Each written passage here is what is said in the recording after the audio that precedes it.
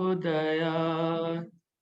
ॐ भूर्भुवः स्वः तत्सवितुर्वरेण्यं भर्गो देवस्य धीमहि धियो यो नः प्रचोदयात्।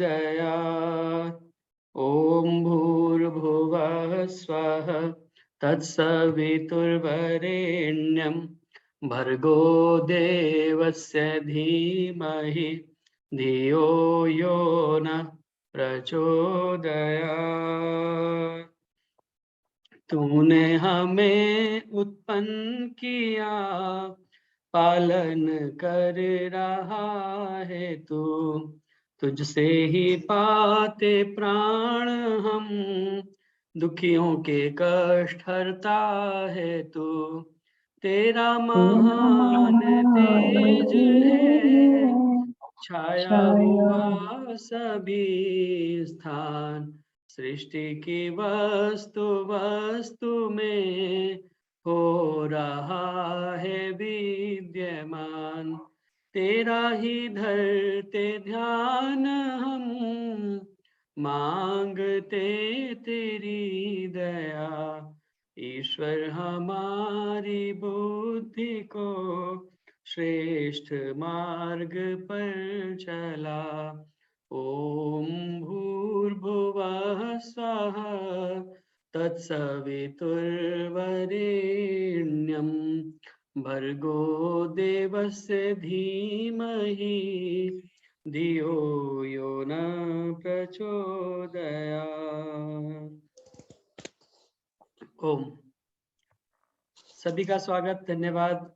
आर्य केंद्रीय सभा नगर निगम क्षेत्र फरीदाबाद के तत्वावधान में आयोजित इस साप्ताहिक सत्संग में, जो कि प्रत्येक शुक्रवार शाम 4 बजे से 5:30 बजे तक होता है, आप सभी लोग इस कार्यक्रम के साथ में नियमित रूप से जुड़े हुए हैं और आपकी सहभागिता से यह कार्यक्रम अनवरत इसी प्रकार चलता रहे। आप सभी का बहुत बहुत धन्यवाद। आइए भजनों की श्रृंखला को प्रारंभ करें। उसके पश्चात आज सुंदर उद्बोधन आदरणीय उषा मलिक जी का होगा, वो भी हमारे मध्य में शीघ्र ही जुड़ेंगी। तो भजनों की श्रृंखला को प्रारंभ करेंगे। मेरी प्रार्थना सर्वप्रथम आदरणीय कौशल्या जी से। आदरणीय कौशल्या अरोड़ा जी, आप अपने गीत के साथ में आज के कार्यक्रम को प्रारंभ करें और उसके पश्चात कमला हंस जी, आप कृपया तैयार रहें। इस बीच में मैं देख रहा हूँ हमारे मध्य में आदरणीय भाई अवनीश मैत्री जी भी जुड़े हुए हैं, उनका भी बहुत स्वागत और धन्यवाद ज्वाइन करने के लिए। आदरणीय भरत सचदेवा जी, आपका भी स्वागत। आइए भजनों की श्रृंखला को प्रारंभ करें आदरणीय कौशल्या जी के भजन के साथ में। हाँ जी, धन्यवाद जी, बहुत बहुत धन्यवाद समय देने का। सबको नमस्ते। मेरा 4:30 तक करा देना, 4:45 तक। ठीक है जी, ठीक है। हाँ जी। प्रभु भक्ति का भजन।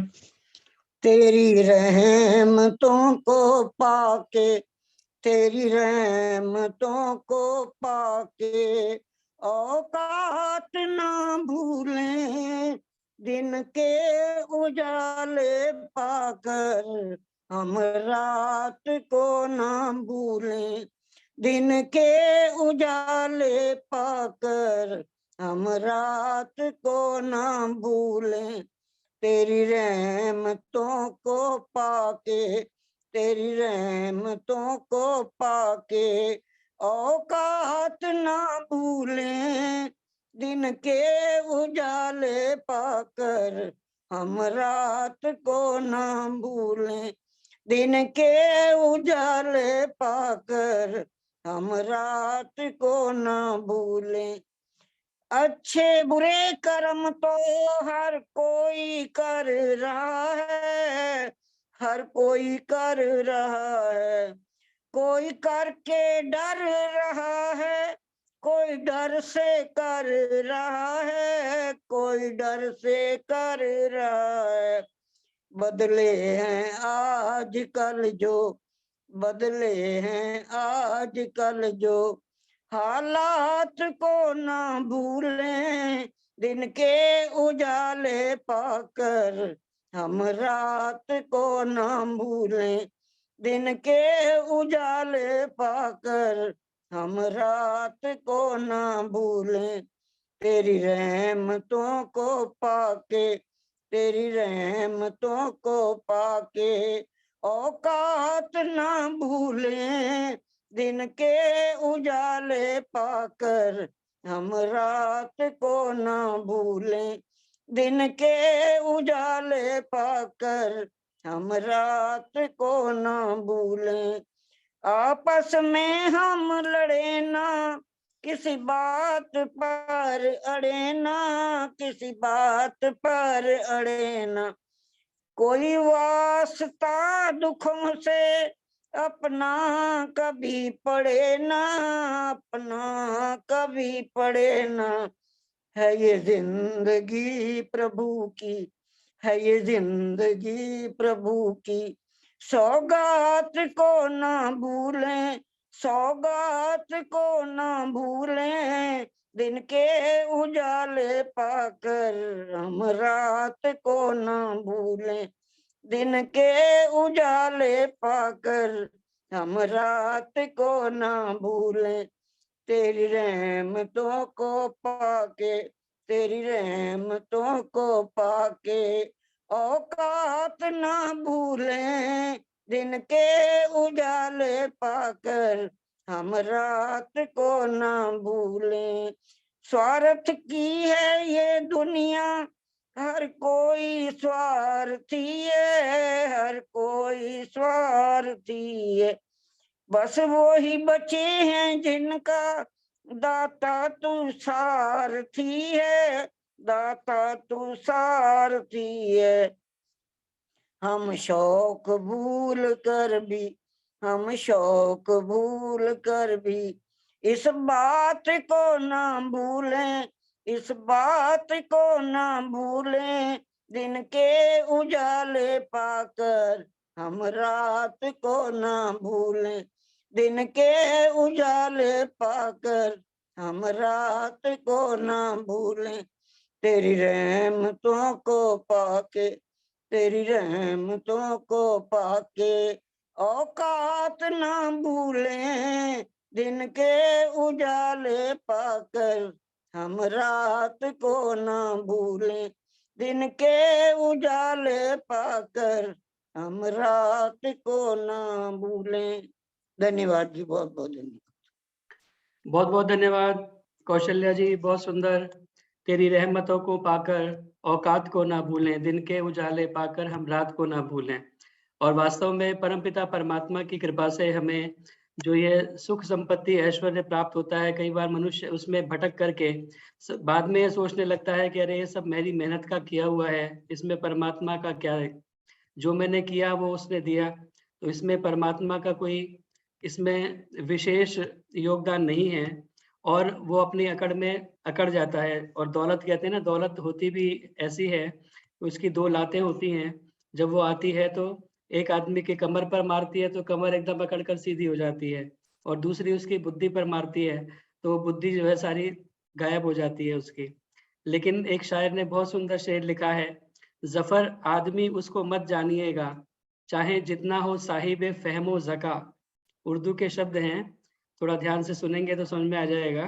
जफर आदमी उसको मत जानिएगा, चाहे जितना हो साहिब फहमो ज़का, चाहे कितनी गलत फहमी में हो, जिसे ऐश में याद खुदा ना रही, जिसे तैश में खौफ खुदा ना रहा। जब ऐश की बारी आती है तो हम परमात्मा को भूल जाते हैं, और तैश में आते हैं तो परमात्मा को भूल जाते हैं।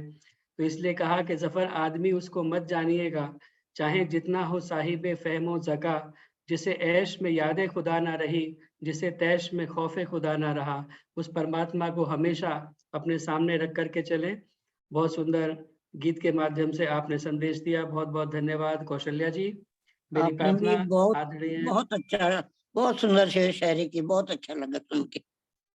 बहुत धन्यवाद। मेरी प्रार्थना आदरणीय कमला हंस जी से, कृपया आइए और एक भजन आदरणीय कमला हंस जी, और उसके बाद में सुलोचना जी, आप कृपया तैयार रहें।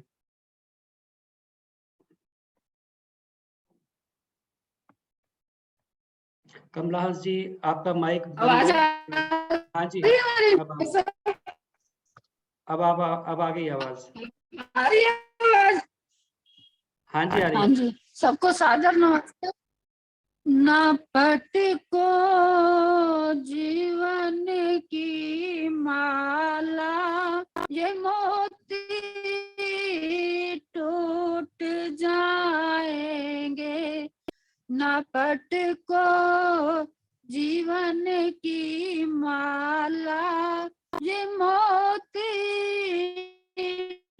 टूट जाएंगे।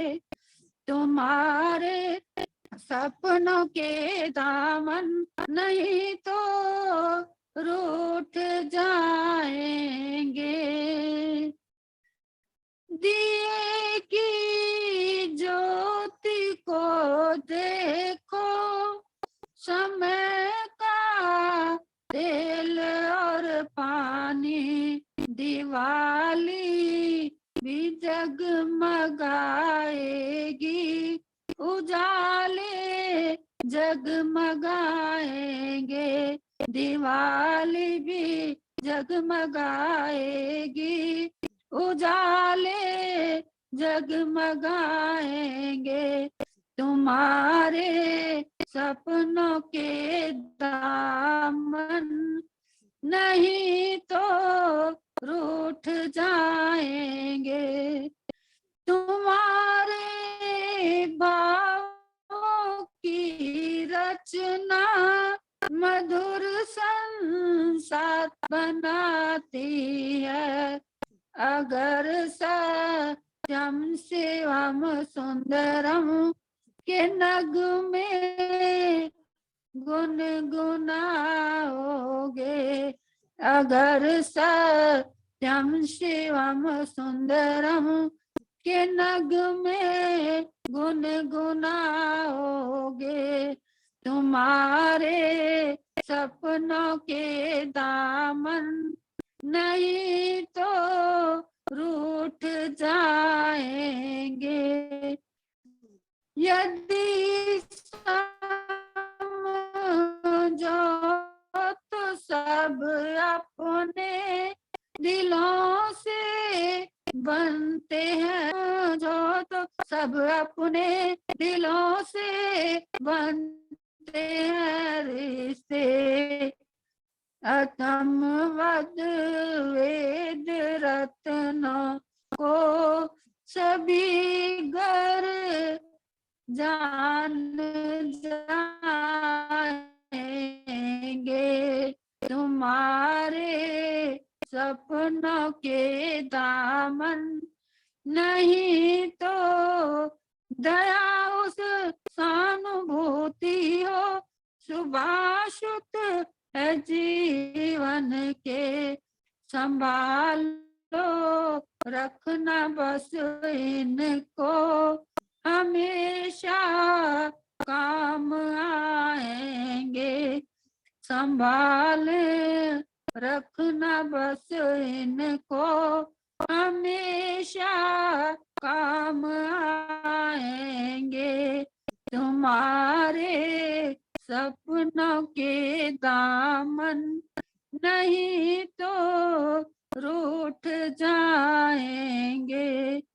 तेरे शुभ कर्म ही साथी सफर में काम आते हैं। तेरे शुभ कर्म ही साथी सफर में काम आते हैं। सुकमल में तेरी रहमना हरगिज साथ जाएगी। तुम्हारे सपनों के दामन नहीं तो रूठ जाएंगे। न पट को जीवन की माला, ये मोती टूट जाएंगे। तुम्हारे सपनों के दामन नहीं तो रूठ जाएंगे। धन्यवाद भाई साहब, आपका आपने समय दिया। बहुत बहुत धन्यवाद कमला हंस जी, सुंदर गीत के माध्यम से संदेश दिया आपने। ना पटको जीवन की माला, ये मोती टूट जाएंगे, और सपनों के जो हमारे जीवन की जो ये माला है, जो श्रृंखला है, जो क्रम है, जो ये सिलसिला चल रहा है, इसको इसी प्रकार चलता रहे। परमपिता परमात्मा से यही प्रार्थना, सभी स्वस्थ रहें, आरोग्य सबको प्राप्त हो, सभी के पास सुख समृद्धि, सभी का जीवन इसी प्रकार आगे बढ़ता रहे। और नए आंग्ल वर्ष में, अंग्रेजी नव वर्ष में हम प्रवेश करने जा रहे हैं, तो इसीलिए सबके लिए इसी प्रकार की मंगल शुभकामनाएं। आइए मेरी प्रार्थना, आदरणीय सुलोचना जी कृपया आए हाँ सीधी जी, जनकपुरी से। और एक क्या हो गया? आपकी आवाज कट रही है कमला हंस जी, कोई बात नहीं जी। मेरी सुलोचना आ जी रही है? अपना, हाँ जी हाँ मेरी जी आ रही है आवाज? जी जी सभी जी, को सुलोचना सादर जी अपना नमस्ते। भजन रखें। और इसके बाद में निर्मल बिरमानी जी पंचकुला से जुड़ी हुई हैं, वो तैयार रहेंगी। मैं पथिक जी का ये भजन सुना रही हूँ। सुख आए चाहे दुख आए, तेरे कर्मों के अनुसार रे, तुझे फल है दिया परमेश्वर ने। सुख आए चाहे दुख आए, तेरे कर्मों के अनुसार रे, तुझे फल है दिया परमेश्वर ने।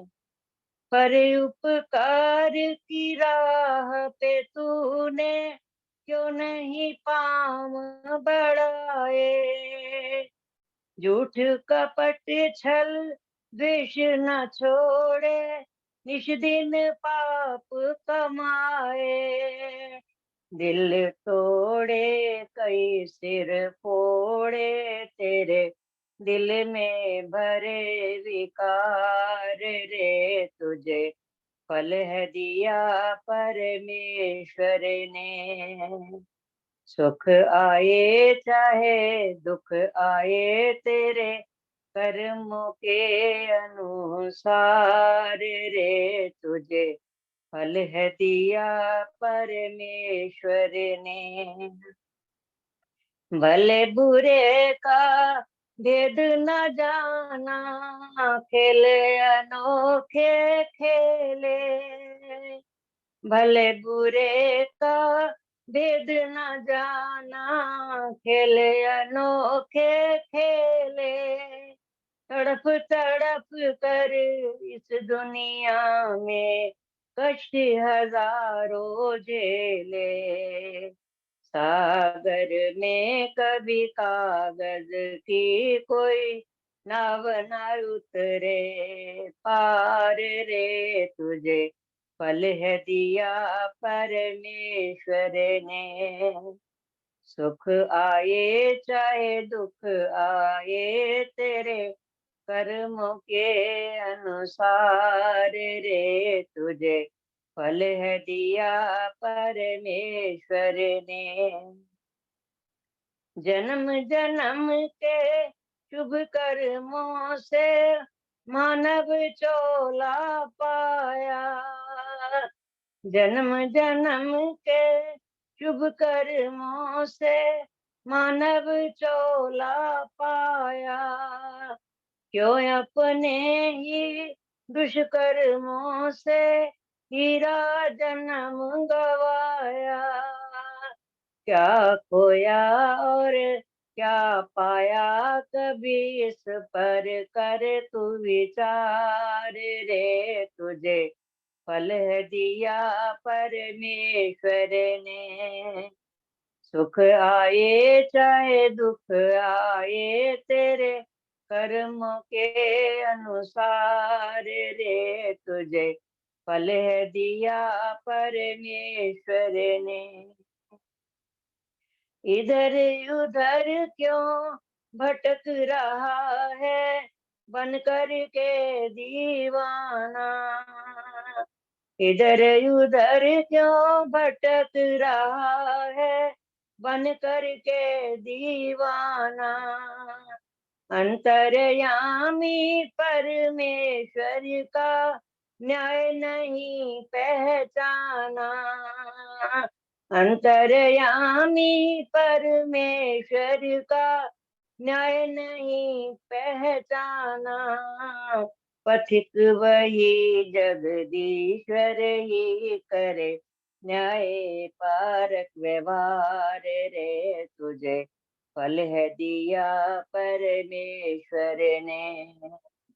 सुख आए चाहे दुख आए तेरे कर्मों के अनुसार रे। तुझे फल है दिया परमेश्वर ने। ओम। धन्यवाद जतेंद्र जी। बहुत बहुत धन्यवाद सुलोचना जी। बहुत सुंदर पथिक जी का भजन आपने सुनाया। सुख आए चाहे दुख आए तेरे कर्मों के अनुसार तुझे फल है दिया परमेश्वर ने। और वास्तव में जो भी हमें सुख दुख प्राप्त होता है यह सब हमारे कर्मों का ही किया हुआ जो हमारे सामने आता है। इसीलिए कहा है कि कर्म की गठरी लाद के जग में फिरे इंसान, जैसा करे वैसा भरे विधि का यही विधान। कर्म करे किस्मत बने जीवन का ये मर्म, प्राणी तेरे भाग्य में तेरा अपना कर्म। और यही जब हम सोच करके चलेंगे और इस विचार को सामने रख करके चलेंगे तो कभी परमपिता परमात्मा को दोष नहीं देंगे। हमेशा ये मान करके चलें कि जो भी हमें प्राप्त हुआ है वो सब कहीं ना कहीं हमारे किए हुए कर्मों का परिणाम है। बहुत बहुत धन्यवाद सुंदर भजन सुनाने के लिए। आइए अब मेरी प्रार्थना आदरणीय निर्मल विरमानी जी पंचकुला से हमारे मध्य उपस्थित हैं, वो अपना भजन सुनाएं। उससे पूर्व एक बार आप सभी का मैं स्वागत करना चाहता हूं जो भी कार्यक्रम में उपस्थित हैं। आदरणीय नीता आर्या जी पुणे से हमारे मध्य उपस्थित हैं, बहुत सुंदर कार्यक्रम उनका भी चलता है पुणे से। आदरणीय राज भूटानी जी, सुमन मित्तल जी, उर्मिला कंबोज जी, पुष्पा जी, आदरणीय उषा चितकारा जी जो महिला प्रभारी हैं आर्य केंद्रीय सभा नगर निगम क्षेत्र फरीदाबाद की, आदरणीय संतोष धर जी, अनुपम आर्य जी हापुड़ से, प्रोफेसर जेसी आर्य जी बेंगलोर से, आदरणीय प्रेमलता मदान जी, उषा मलिक जी C3 जनकपुरी से, बहुत बहुत स्वागत धन्यवाद। माता सरला गुप्ता जी पलवल से, आप सभी का जुड़ने के लिए बहुत बहुत धन्यवाद। आदरणीय भरत सचदेवा जी हमारे मध्य उपस्थित हैं, आप सभी का पुनः धन्यवाद। मेरी प्रार्थना आदरणीय निर्मल विरमानी जी से कृपया एक भजन आप रखें और उसके बाद में मैं अनुरोध करूंगा आदरणीय भाई अवनीश मैत्री जी हमारे मध्य उपस्थित हैं, वो एक छोटा सा काव्य पाठ आदरणीय अवनीश मैत्री जी रखेंगे। निर्मल विरमानी जी। सभी को सादर नमस्ते जी। आइए एक ऋषि का भजन बहुत ही पुराना है लेकिन बहुत अच्छा है, उनके जीवन की पूरी इसमें कहानी आ जाती है। पथिक जी के द्वारा लिखा हुआ बहुत सुंदर गीत है, आइए सुनते हैं। हम ऋषि तुम पे सदके हैं, सदके हैं, हम ऋषि तुम पे सदके हैं। जो भी सत्संग में तेरे आया है उच्च पदवी को उसने पाया है। मुक्त कड़ियों से कर दिया तूने और खुशियों से भर दिया तूने। भटकते दुनिया वाले फिरते थे, पाप के गड्ढे में जा गिरते थे। वेद मार्ग तूने दिखलाया था, कर्म करके जीना सिखलाया था। चाहे संभव हो गिनती तारों की, पर असंभव तेरे उपकारों की। हम ऋषि तुम पे सदके हैं, सदके हैं, हम ऋषि तुम पे सदके हैं। तेरी राहों में चाहे कांटे थे, फूल ही सबको तूने बांटे थे। तेज खंजर दिखलाए जाते थे, ईंट पत्थर बरसाए जाते थे। गालियां देते थे हम खाने को, जहर देते थे हम पी जाने को। ईश भक्ति से मुंह को मोड़ाना, सहन शक्ति को तूने छोड़ाना। क्रोध ना आने दिया तन मन में, प्यार ही देखा तेरे जीवन में। हम ऋषि तुम पे सदके हैं, सदके हैं, हम ऋषि तुम पे सदके हैं। घोर बेचैनी थी हथकंडों से, पोप और पंडों के पाखंडों से। लोग ईसाई बनते जाते थे, कई इस्लाम धर्म अपनाते थे, बेरुखी विधवा और अनाथों से छीन ली खुशियां इनके हाथों से। मानते नफरत लोग अछूतों से और डरते थे कल्पित भूतों से। हाल बिगड़ा था नारी जाति का, तूने रुख बदला सारी जाति का। हम ऋषि तुम पे सदके हैं, सदके हैं, हम ऋषि तुम पे सदके हैं। जो न माली बन के तू आ जाता, आज ये गुलशन ही मुरझा जाता। खून से इसको है सींचा तूने, पाप की दलदल से खींचा तूने। दिल में लोगों ने पर बिठलाया ना, और तुझे जीवन में अपनाया ना। भाग्य दुनिया का धुल गया होता, काश तुमको पहले समझा होता। आज पछताने से ना रहते हैं, पथिक सब दुनिया वाले कहते हैं। हम ऋषि तुम पे सदके हैं, सदके हैं, हम ऋषि तुम पे सदके हैं। हम ऋषि तुम पे सदके हैं, सदके हैं, हम ऋषि तुम पे सदके हैं। बोल महर्षि देव दयानंद की जय। धन्यवाद आपका बहुत बहुत समय देने के लिए। बहुत बहुत धन्यवाद। बहुत सुंदर गीत ऋषि का आपने सुनाया निर्मल विरमानी जी, और बहुत ही बढ़िया इसमें सारी बातों को पिरो दिया गया गीत के माध्यम से। और ये कव्वाली की तर्ज पर है, और इसे उस तरह से और साज-बाज के साथ गाया जाए तो और भी अच्छा लगेगा। बहुत धन्यवाद, सुंदर पुराना गीत आपने याद दिलाया। हम ऋषि तुझ पे सदके हैं, और वास्तव में उस ऋषि ने इतना कार्य इस मानव जाति के लिए किया। प्रबल पाखंडों का प्रकोप छाया पृथ्वी पे, पोप व पुजारियों का सब जग चेला था। फैले कई मत पंथ की रानी कुरानी बने, 999 मतों का यहाँ झमेला था। आया था एक वो तपस्वी बाल ब्रह्मचारी, पत्थर बौछार को भी फूल समझेला था। सारी दुनिया के लोग एक और थे प्रकाश, और एक और दयानंद वो अकेला था, और एक और स्वामी दयानंद अकेला था। उस महान ऋषि ने सारे जो हमारे बीच में कुरीतियां, पाखंड, अनाचार, दुराचार, दुनिया भर के यहाँ पर अंधेरा छाया हुआ था, अविद्या अंधकार का, उस सारे को, तमस को दूर करके उसने ज्ञान का उजाला दिया, और मानव जाति के ऊपर इतने उपकार दिए जिन्हें कहना गिन पाना बहुत मुश्किल है। बहुत सुंदर गीत आपने ऋषि का सुनाया। आइए इसी श्रृंखला में मेरी प्रार्थना है, आदरणीय भाई अवनीश मैत्री जी हमारे मध्य में जुड़े हुए हैं उदयपुर से, तो वो आए और एक ऋषि के ही जो अनन्य शिष्य हैं स्वामी श्रद्धानंद, जिनका बलिदान दिवस हमने पीछे मनाया है, उन्हीं से संबंधित एक काव्य पाठ आदरणीय भाई अवनीश मैत्री जी करेंगे। उनका बहुत स्वागत। और उसके बाद में मेरी प्रार्थना रहेगी, आदरणीय रजनी आर्य जी, रजनी गर्ग जी हमारे मध्य में जुड़ी हुई हैं, वो संभव हो तो एक गीत के लिए तैयार रहेंगी। आदरणीय रजनी जी, इसके बाद में भाई अवनीश मैत्री। आप पूरा खजाना लेकर के बैठते हो। जी। धन्यवाद, बहुत अच्छा बोला। आदरणीय भ्राता जी, जितेंद्र जी को सादर नमस्ते। आर्य समाज फरीदाबाद के इस साप्ताहिक सत्संग में, जो कि बहुत लंबे समय से निरंतर चल रहा है, उपस्थित सभी माताओं बहनों को सादर नमस्ते कहता हूँ। आइए एक छोटा सा काव्य पाठ आपके समक्ष रख रहा हूँ।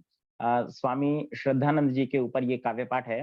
वैसे तो इसमें घटनाएं वे सभी प्रसिद्ध घटनाएं हैं जो हम सभी कई बार सुनते हैं, जानते हैं, पढ़ी हुई हैं, लेकिन फिर भी क्योंकि इससे पिछला जो सप्ताह गया उसमें स्वामी श्रद्धानंद जी का हमने 96वां जो है वो बलिदान दिवस मनाया, और उन्हें सदियों तक ये देश याद करता रहेगा। देश इसलिए कह रहा हूं क्योंकि वो ऐसे सन्यासी थे जो सिर्फ आर्य जगत के ही नहीं थे, बल्कि समस्त भारतीयों के दिल को उन्होंने छुआ, और न सिर्फ मस्जिदों से बल्कि उन्होंने गुरुद्वारे से भी वेद के प्रवचनों को देने वाले वे अकेले एकमात्र ऐसे सन्यासी रहे। तो आइए स्वामी श्रद्धानंद जी पर एक ये छोटा सा काव्य। यद्यपि मैं पहले ही निवेदन कर देता हूं कि मैं कविता और भजन गाने में बहुत अच्छा नहीं हूं, लेकिन फिर भी जैसा भी मेरे से प्रस्तुति बन रही है मैं आपके समक्ष रख रहा हूं। ओम। स्वामी श्रद्धानंद थे ईश्वर भक्त महान, स्वामी श्रद्धानंद थे ईश्वर भक्त महान, मानवता के पुंज ये देशभक्त बलवान, देशभक्त बलवान धन्य था उनका जीवन, गाते हैं यश गान प्रेम से सारे सज्जन। देश धर्म के लिए कष्ट थे झेले भारी, दुष्टों से ना डरे कभी भी वे बलधारी। देश धर्म के लिए कष्ट झेले थे भारी, दुष्टों से ना डरे कभी भी वे बलधारी। भारत में था उस समय अंग्रेजों का राज, होता था अन्याय तब था सब दुखी समाज, था सब दुखी समाज, विवश थे सब नर नारी, आतंकित थी यहाँ देश की जनता सारी। आजादी की मांग अगर कोई करता था, देशभक्त बलवान वीर निश्चित मरता था। आजादी की मांग अगर कोई करता था, देशभक्त बलवान वीर निश्चित मरता था। वेद विरोधी सब जगह होता था प्रचार, विधर्मियों की मदद तब करती थी सरकार, करती थी सरकार। हजारों हिंदू भाई बन जाते थे पुत्र राम के यवन ईशाई। प्रतिदिन प्रातः काल गौ माता बेचारी, बिना खता निर्दोष यहाँ जाती थी मारी। प्रतिदिन प्रातः काल गौ माता बेचारी, बिना खता निर्दोष यहाँ जाती थी मारी। स्वामी श्रद्धानंद ने जब देखा यह हाल, दशा भयानक देखकर उनको हुआ मलाल, उनको हुआ मलाल। ठोस फिर कदम उठाया, आजादी का महावीर ने बिगुल बजाया। नहीं मौत से डरा निराला था वह स्वामी, सच्चाई का रहा सदा ही सच्चा हामी। नहीं मौत से डरा निराला था वह स्वामी, सच्चाई का रहा सदा ही सच्चा हामी। आया दिल्ली नगर में जिस दिन रोलट एक्ट, कूद पड़े मैदान में नेता थे परफेक्ट, नेता थे परफेक्ट। गजब का जोश दिखाया, एक विशाल जुलूस निकाला जग चकराया। संगीनों के सुनो सामने तानी छाती, आगे से हट गए सभी गोरे उत्पाती। संगीनों के सुनो सामने तानी छाती, आगे से हट गए सभी गोरे उत्पाती। खोला गुरुकुल कांगड़ी भारी किया कमाल, जग में कायम कर गए स्वामी एक मिसाल। खोला गुरुकुल कांगड़ी भारी किया कमाल, जग में कायम कर गए स्वामी एक मिसाल। स्वामी एक मिसाल देश को बचा लिया था, अपना सब कुछ देश धर्म पर वार दिया था।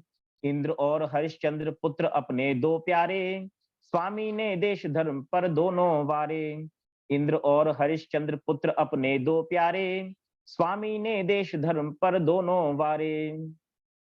शुद्धि चक्र ले हाथ में स्वामी श्रद्धानंद, विधर्मियों से भिड़ गए नेता दानिशमंद। नेता दानिशमंद घोर संग्राम मचाया, पापी घबरा गए खलों ने पाप कमाया। पापी अब्दुल रशीद दुष्ट था अत्याचारी, खल ने धोखा किया संत को गोली मारी। पापी अब्दुल रशीद दुष्ट था अत्याचारी, खल ने धोखा किया संत को गोली मारी। देश धर्म पर हो गए स्वामी जी बलिदान, आर्य कुमारो देश का करो अरे कुछ ध्यान। करो अरे कुछ ध्यान, फूट पापिन को त्यागो, करो परस्पर मेल आर्यो अब तो जागो।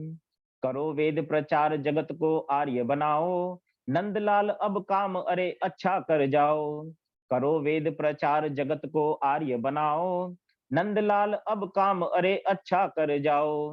स्वामी श्रद्धानंद के मत भूलो उपकार, भारत को फिर दो बना दुनिया का सरदार। स्वामी श्रद्धानंद के मत भूलो उपकार, भारत को फिर दो बना दुनिया का सरदार। बहुत बहुत धन्यवाद। ओ बहुत बहुत धन्यवाद भाई अवनीश मैत्री जी, बहुत सुंदर। और सारी बातें कविता के माध्यम से में इसमें पूरी घटनाएं पिरो दी गई हैं, बहुत ही अच्छे तरीके से आपने उसे सुनाया। बहुत बहुत धन्यवाद सुंदर काव्य पाठ के लिए। और स्वामी श्रद्धानंद का बलिदान दिवस, पिछले शुक्रवार जो हमारा कार्यक्रम था उस दिन स्वामी श्रद्धानंद का बलिदान दिवस ही था, 23 दिसंबर को हमने गीतों के माध्यम से स्वामी श्रद्धानंद को अपनी श्रद्धांजलि अर्पित की। श्रद्धा और आनंद की खान श्रद्धानंद थे, श्रद्धा और आनंद की खान श्रद्धानंद थे, धर्म पर जो हो गए बलिदान श्रद्धानंद थे, रक्त के बिंदुओं से सींची थी वैदिक वाटिका, महर्षि जो राम थे हनुमान श्रद्धानंद थे। चांदनी चौक पर दिल्ली मिली है साक्षी, तान कर सीना खड़े बलवान श्रद्धानंद थे। जामा मस्जिद पर खड़े मिंबर पर दिल्ली खास में, वेद मंत्रों का किया गुंजान श्रद्धानंद थे। उस अमर हुतात्मा स्वामी श्रद्धानंद को आपने याद किया, बहुत बहुत धन्यवाद सुंदर काव्य पाठ के लिए। और वास्तव में इस प्रकार का बलिदान, इस प्रकार का त्याग और सर्वस्व न्यौछावर कर देने की जो भावना है, अन्यत्र देखने के लिए बिरली ही मिलती है। ऐसे स्वामी श्रद्धानंद को आपने काव्य पाठ के माध्यम से याद किया, बहुत बहुत धन्यवाद कार्यक्रम के साथ जुड़ने के लिए और सुंदर काव्य पाठ के लिए। बहुत सुंदर आपका कार्यक्रम भी पीछे आपके परिवार में मनाया गया। ऋग्वेद पारायण यज्ञ के रूप में आचार्य चंद्रशेखर शास्त्री जी ग्वालियर से यज्ञ के ब्रह्मा रहे और मैंने चित्रों के माध्यम से वह कार्यक्रम काफी कुछ देखा वर्चुअली। वैसे तो मैं जा नहीं पाया, लेकिन बहुत सुंदर कार्यक्रम रहा। आपको बहुत अनेकों शुभकामनाएं, बहुत बहुत साधुवाद, बहुत धन्यवाद। आइए अब मेरी प्रार्थना आदरणीय, मैंने किसको बोला था, मैं तो नाम ही भूल गया, रजनी गर्ग जी से मैंने प्रार्थना की थी। रजनी गर्ग जी, अगर संभव हो सके तो आदरणीय रजनी गर्ग जी एक भजन आप सुनाएंगे। आदरणीय रजनी गर्ग जी।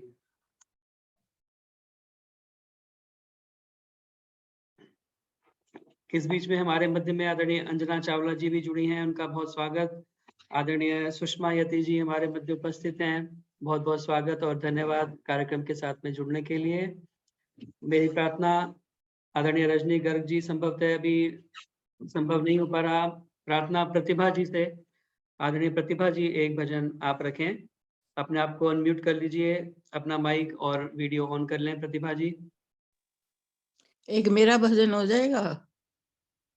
जी मैं प्रयास करूंगा, समय तो अब शायद ऐसा लगता नहीं है। जी सभी को साथ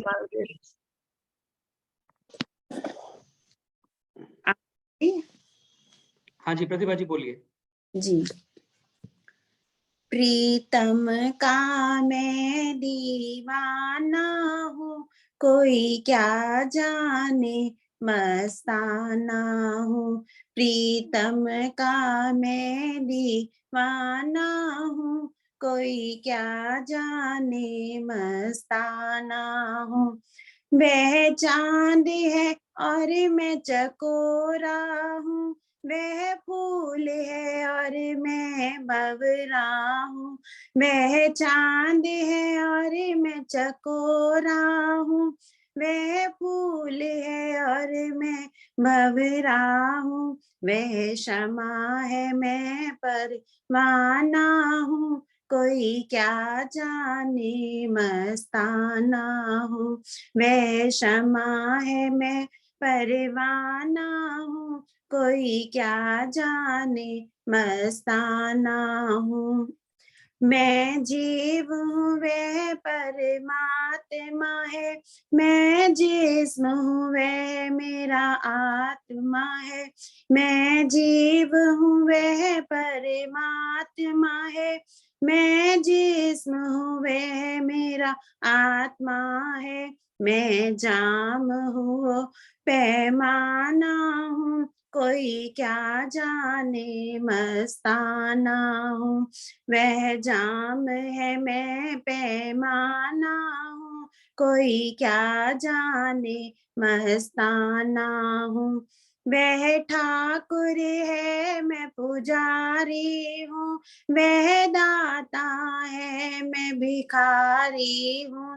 वह ठाकुर है मैं पुजारी हूँ, वह दाता है मैं भिखारी हूँ। वह हाकिम मैं नजराना हूँ, कोई क्या जाने मस्ताना हूँ।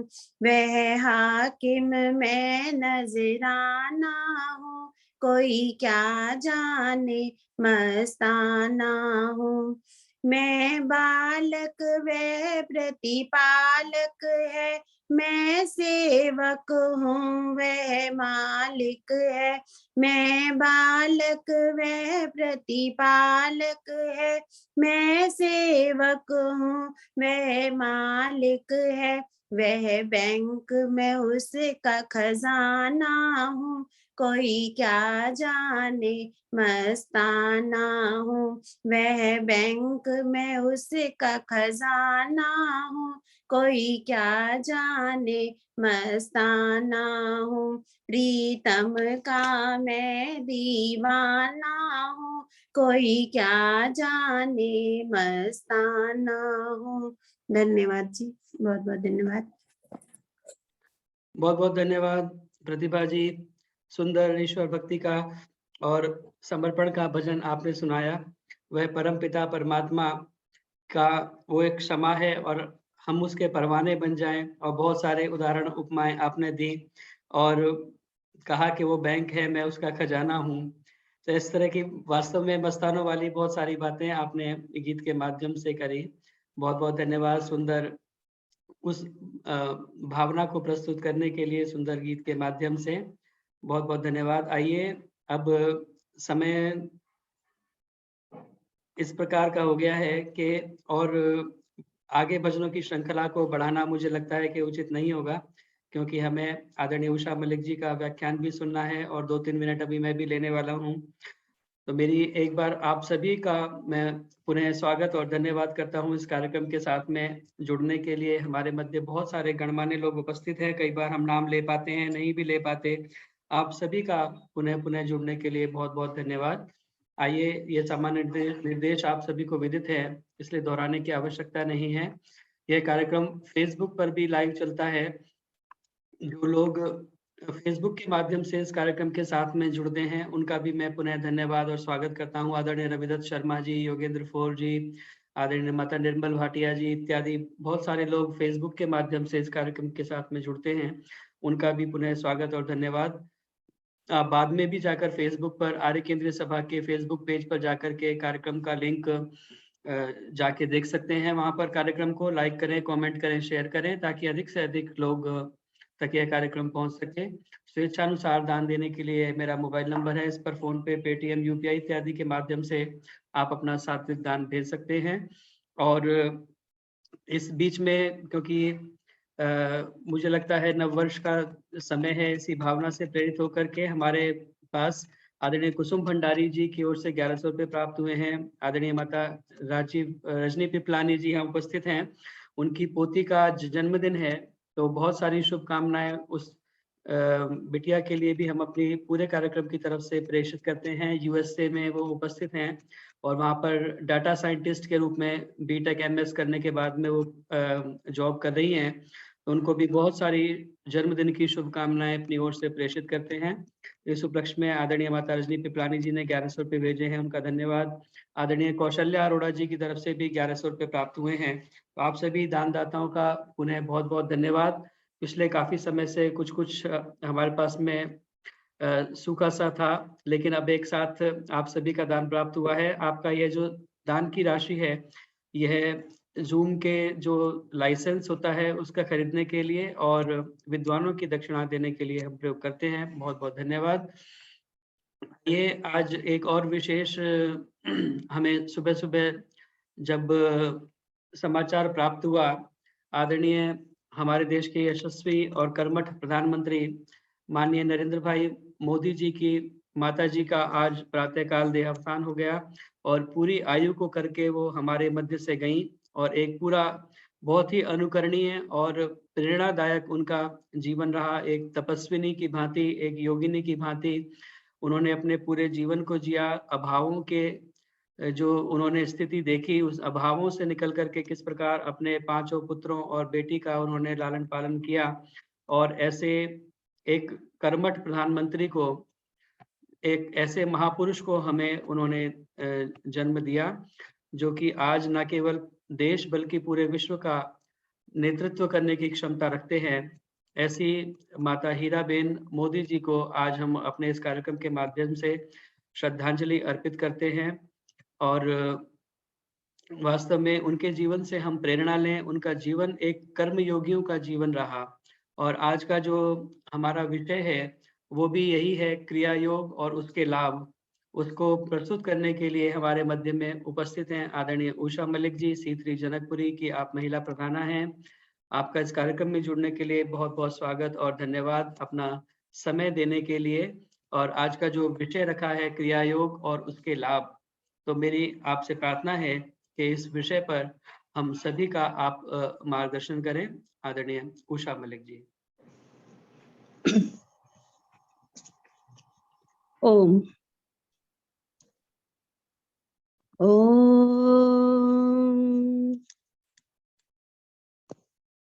ओम सहना भवतु सहनो भुनक्तु सह वीर्यं करवावहे तेजस्विनावधीतमस्तु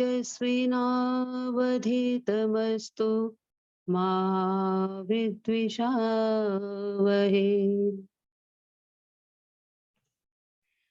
इस मंच के संचालक आदरणीय जितेंद्र प्रभाकर जी, जो कि आर्य केंद्रीय सभा नगर निगम क्षेत्र के प्रचार मंत्री भी हैं, बहुत कुशलता पूर्वक संचालन करते हैं और प्रत्येक जो उपस्थित जो आती है प्रस्तुति, उसके ऊपर इनका जो चिंतन होता है वो सुनने योग्य होता है। एकदम से बिल्कुल उसके अनुरूप ही इनका वक्तव्य होता है। कोई भी प्रस्तुति जब करता है तो उसके बिल्कुल अनुरूप होता है, तो उसके लिए बहुत बहुत आपको साधुवाद। आज का विषय मैं जितेंद्र तायल जी के साथ साथ मैं सभी उपस्थित यहाँ पर मातृशक्ति उनको नमन करती हूँ। आदरणीय अवनीश मैत्री जी यहाँ उपस्थित हैं, उनको भी मेरा नमन। और सीमा आर्य जी, हमारी समाज की प्रेम मदान जी, और सुषमा यति जी, सुषमा सेठी जी, जो कि मेरे को अत्यंत प्रिय हैं, उनका वक्तव्य मुझे बहुत अच्छा लगता है। अंजना चावला जी हैं, सभी को मेरा यहाँ उपस्थित विदुषी बहनों को मेरा सादर नमन।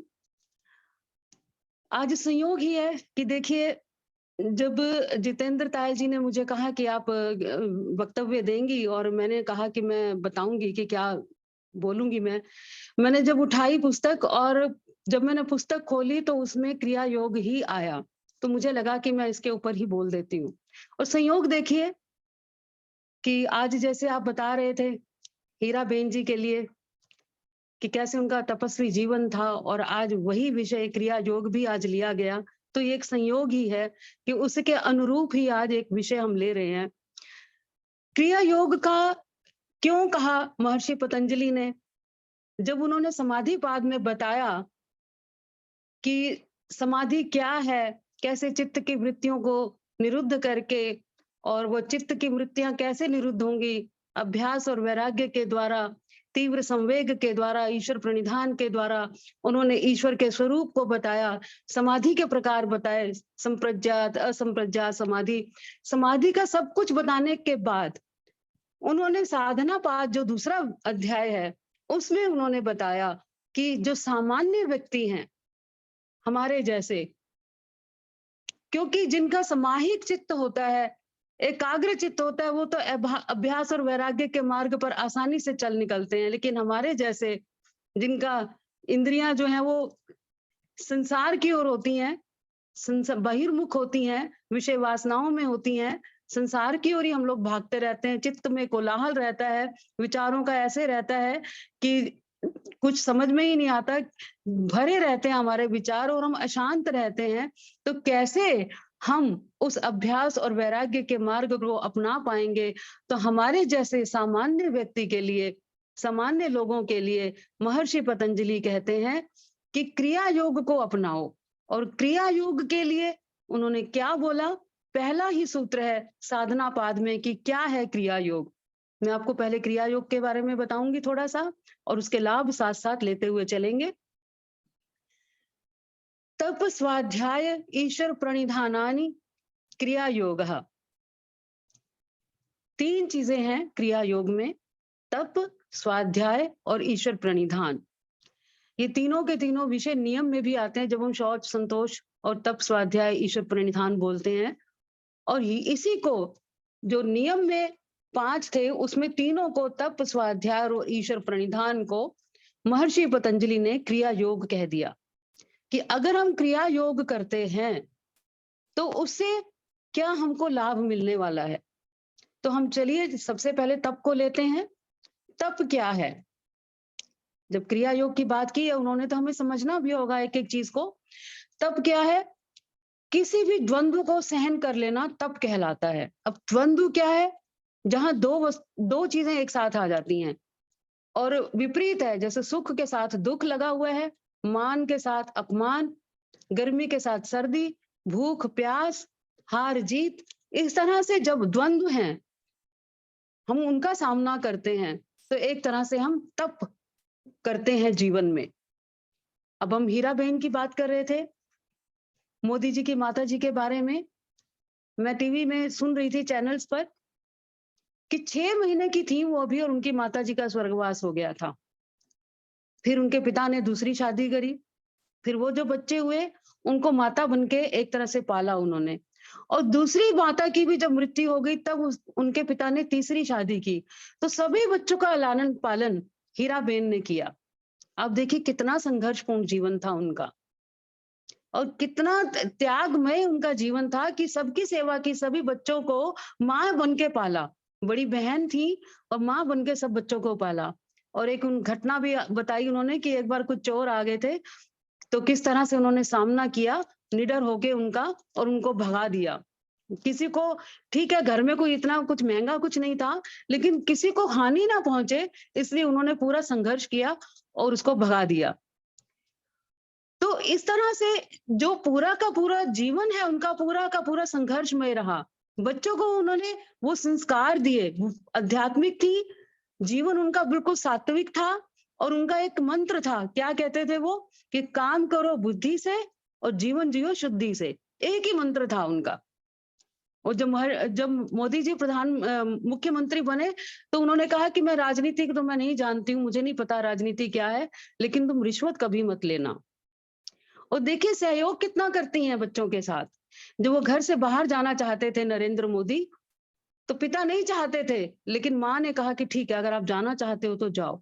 उन्होंने हमेशा कहा कि ठीक है आप जो करना चाहते हो आप करो, मैं हमेशा आपके साथ हूँ। तो इस तरह से उन्होंने सहयोग दिया।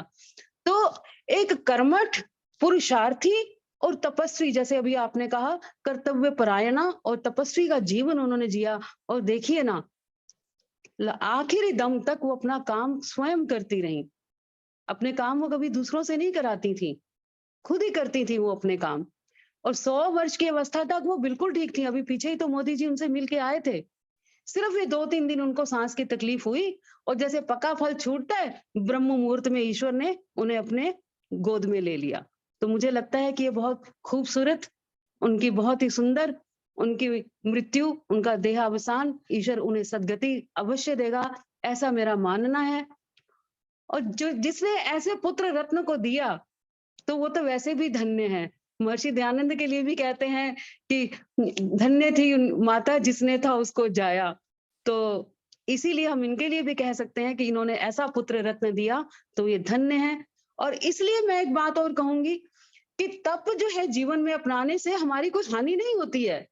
अब देखिए तपस्वी जीवन था तो 100 वर्ष की आयु पूर्ण की और पूर्ण स्वस्थता के साथ जीवन उन्होंने व्यतीत किया। ऐसे ही इनको देख लीजिए, रामदेव जी को देख लीजिए, वो टीवी चैनल पे परसों बता रहे थे, कहते 50 वर्षों से मैंने कोई दवाई नहीं ली है, कभी भी एलोपैथिक दवाई तो कभी खाई ही नहीं है मैंने।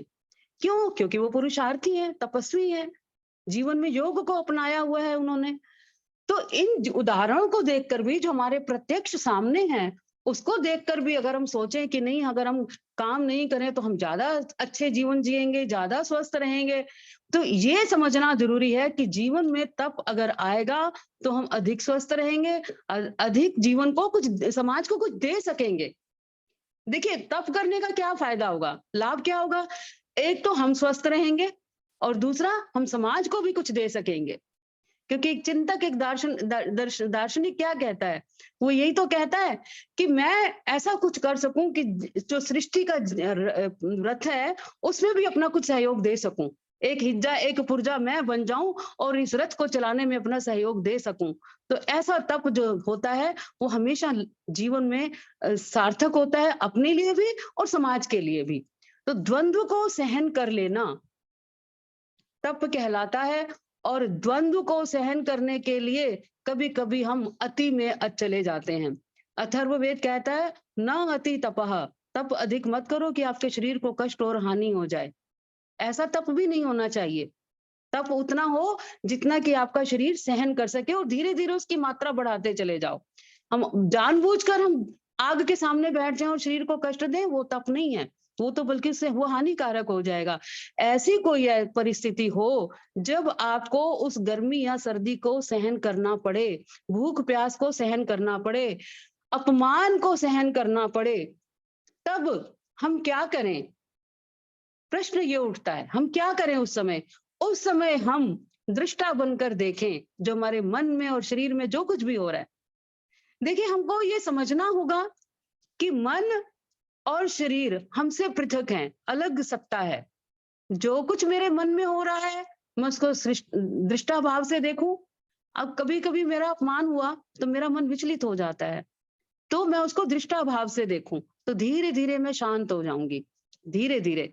ऐसे ही अगर कोई शरीर का कष्ट आया मैं उसको दृष्टा भाव से देखूं, उसको मैं अपने आत्मा मैं ये समझूं कि ये शरीर मेरा साधन है, उसको दृष्टा भाव से देखो तो धीरे धीरे धीरे कष्ट जो है वो सहन करने योग्य हो जाएगा। और यही सहन करने की क्षमता जो हमारी बढ़ती जाएगी तो हम तपस्वी होते चले जाएंगे। ये हमारा तप का लाभ होगा। तो इस तरह से सहन करना, धीरे धीरे ये मानकर चलना कि ये शरीर और ये मन मैं नहीं हूं, इसमें जो कुछ भी घटित हो रहा है उसको दृष्टा भाव से देखना, तप बन जाएगा हमारे जीवन के लिए और वो जीवन हमारा सार्थक हो जाएगा। अब हम आते हैं स्वाध्याय पर। स्वाध्याय दूसरा जो हमने बोला, तप स्वाध्याय।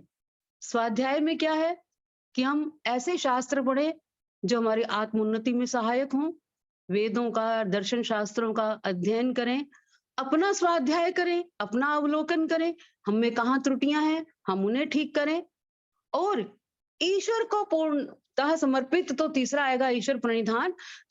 स्वाध्याय में जो हम स्वाध्याय करेंगे, शास्त्रों का पठन पाठन करेंगे और उसके साथ साथ हम चिंतन करेंगे, अपना अवलोकन करेंगे, तो ये स्वाध्याय जो है क्या करेगा, क्या लाभ होगा उससे? हमारी अविद्या का नाश करेगा। देखिए, अगर मैं स्वाध्याय करती हूं तो मुझे पता लगेगा कि जड़ क्या है, चेतन क्या है, प्रकृति क्या है, ईश्वर क्या है, जीव क्या है, और बहुत कुछ हमें पता लगेगा। अपने जीवन को कैसे सही ढंग से जी सकेंगे पता लगेगा और इस तरह से हमारी अविद्या का नाश होगा।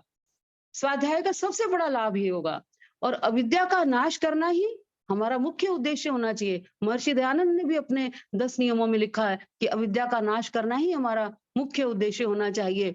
और क्योंकि अविद्या बाधक बनती है हमारे लिए, हर काम में बाधा बनती है। अब न्याय दर्शन भी क्या कहता है कि दुख का कारण जन्म है और जन्म को जब लेके जाओ कि जन्म क्यों होता है प्रवृत्ति से और प्रवृत्ति क्यों होता है दोष और दोष क्यों है अविद्या से, तो मूल कारण तो अविद्या ही हो गया ना। तो अविद्या का नाश होता है स्वाध्याय करने से। तो स्वाध्याय जब हम करेंगे धीरे धीरे हमें पता लगेगा कि क्या सही है और क्या गलत है। हम यथार्थ ज्ञान को प्राप्त करेंगे तो धीरे धीरे धीरे धीरे हम अपना उन्नति की ओर जाएंगे, ईश्वर के मार्ग की ओर आगे बढ़ लेंगे। तो स्वाध्याय को अपनाना भी बहुत आवश्यक है। फिर आ जाते हैं ईश्वर प्रणिधान। ईश्वर प्रणिधान मैंने जैसे अभी कहा कि नियम में भी कहा और यहाँ पर क्रिया योग में भी कहा, और कितना महत्वपूर्ण है ये। और साथ में पहले जो समाधि पाद है उसमें महर्षि क्या कह रहे हैं कि ईश्वर को प्राप्त करने का सीधा सरल उपाय है ईश्वर प्रणिधानात् वा, कि ईश्वर प्रणिधान से हम समाधि को प्राप्त कर सकते हैं। बहुत सरल है। अब कहने को तो बहुत सरल है कि आप ईश्वर को समर्पित हो जाएं। ईश्वर प्रणिधान अर्थात प्रत्येक कर्म को अपने ईश्वर को समर्पित कर दो, अपने आप को ईश्वर को समर्पित कर दो। जैसे बच्चा माँ की गोदी में आकर निश्चिंत हो जाता है, ऐसे समर्पण भाव रखें ईश्वर के प्रति। लेकिन हम कहाँ रख पाते हैं ऐसा? हम तो सोचते हैं कि जो काम अच्छा किया वो मैंने किया और जो गलत किया हमारे साथ गलत हो गया, पता नहीं ईश्वर की इच्छा यही थी, ईश्वर यही चाहता था, ये ईश्वर का विधान है। हे ईश्वर, तुमने ये मेरे साथ ये क्या कर दिया? हम दुखी हो जाते हैं। ईश्वर प्रणिधान का अर्थ ये है कि मेरे साथ अगर कुछ गलत होता है, कुछ अनिष्ट होता है, कोई दुख मुझे प्राप्त होता है, तो भी मैं ये समझूं कि ये भी ऐसा कुछ ईश्वर ने मेरे लिए उचित समझा है, तभी मेरे साथ ऐसा हुआ। नंबर 1, या तो मेरे कर्मों का फल मिला, ईश्वर ने मुझे दंड दिया है ताकि मेरे अंदर सुधार हो जाए, या फिर कभी कभी जैसे मैंने अभी तप कहा, ईश्वर परीक्षा भी तो लेता है कि मैंने आज जो प्रण किया है कि मैं ये करूंगी और मैं करने में सक्षम हुई भी कि नहीं हुई, मेरा आत्मबल इतना है कि नहीं है। कभी कभी जैसे परीक्षार्थी परीक्षा लेता है विद्यार्थी की, ईश्वर परीक्षा भी तो लेता है।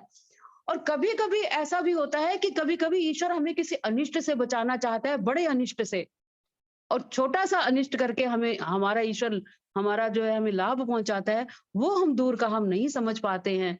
जैसे कि अभी एक बहुत कहानी प्रचलित हो रही थी कि जिसमें वो जहाज डूब रहा था, तो उसमें वो उसके बच्चे को कुत्ते ने काट लिया था, तो वो बहुत दुखी था। तो फिर वो बाद में पता लगा, जब जहाज डूब गया तो उसने कहा कि अच्छा हुआ बच्चे को कुत्ते ने काट लिया, तो हम सभी बच गए, नहीं तो हम सभी डूब गए होते। तो ये जो बात होती है हमें बाद में पता लगती है, कई बार तो पता लग जाती है बाद में, कई बार नहीं भी पता लगता। तो ऐसे हम ईश्वर को समर्पित जब हो जाएं, हम ये सोचें कि प्रत्येक कार्य हम ईश्वर को समर्पित करें, और जो कुछ भी मेरे साथ हो रहा है उसको समर्पण भाव से स्वीकार करें, सबसे बड़ी बात है। तब होता है ईश्वर प्रणिधान।